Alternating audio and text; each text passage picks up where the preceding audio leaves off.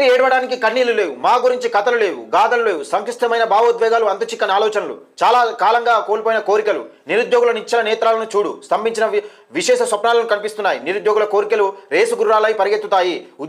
ఉద్యోగాల కోసం కలలు కనడం మానేశాం. కాయ కష్టం చేసి కడుపు నింపుకోవడమే అలవాటు చేసుకున్నాం. పరిశ్రమలు లేవు, పెట్టుబడులు లేవు, అంతా నాయకుల నాటకాలు. సాంప్రదాయ వృత్తులు నాశనం అయిపోయాయి. వ్యవసాయం గిట్టుబాటు కాక దాని అనుబంధ వృత్తులు కూడా చతకీలబడ్డాయి.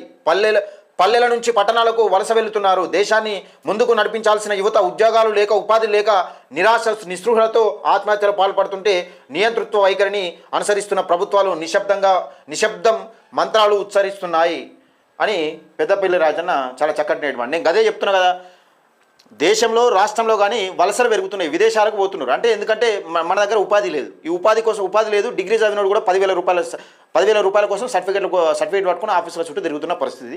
మంచి నేటి మాట పెద్దపల్లి రాజన్న ద్వారా.